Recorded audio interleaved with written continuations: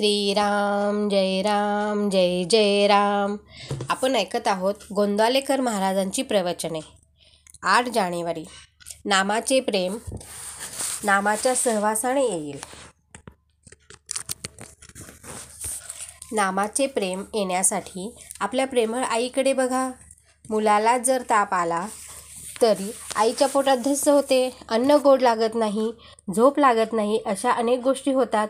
थोडक्यात आईला सर्व बाजूने अस्वस्थ व्हायला होते. मग नाम घेताना थोडा व्यत्यय आला तर आपली स्थिती तशी होते का? याचे उत्तर आपल्याला स्वतःकडूनच मिळण्यासारखे आहे. नाम घेणे हा माझा धर्म आहे, ते माझे आद्य कर्तव्य आहे. त्याशिवाय जगणे म्हणजे मेल्यासारखे आहे.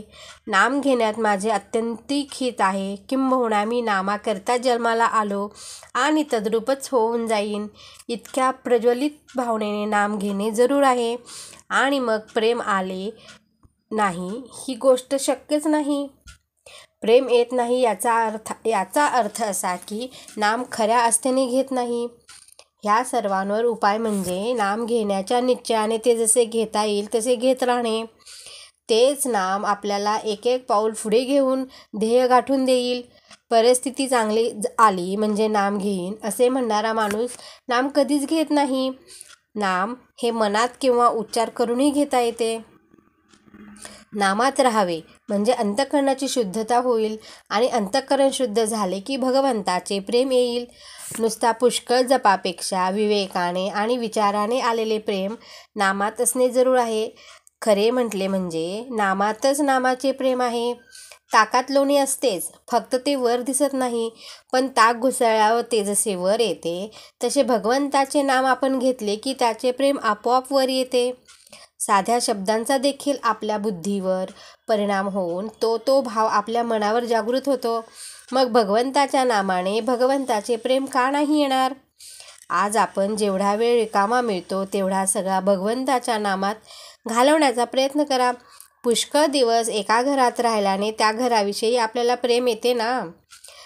त्याचप्रमाणे प्रपंचाचे प्रेम आपल्याला सहवासाने आले आहे, तसे नामाच्या अखंड सहवासाने त्याचे प्रेम आपोआपच येईल. उठता बसता चालता बोलता आपण अनुसंधानात ठेवण्याचा प्रयत्न करावा.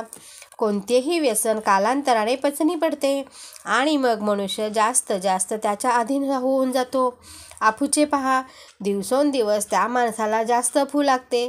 त्याप्रमाणे भगवंताच्या चिंतनाचे आपल्याला व्यसन लागले पाहिजे.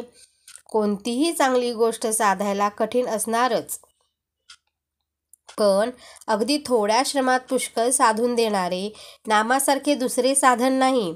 म्हणून नेहमी मनाने नाम घेत असावे. नामाचे प्रेम यायला एका गुरुला ते आवडते म्हणून घ्यावे किंवा दुसरे नामातच माझे कल्याण आहे या भावनेने घ्यावे. श्रीराम.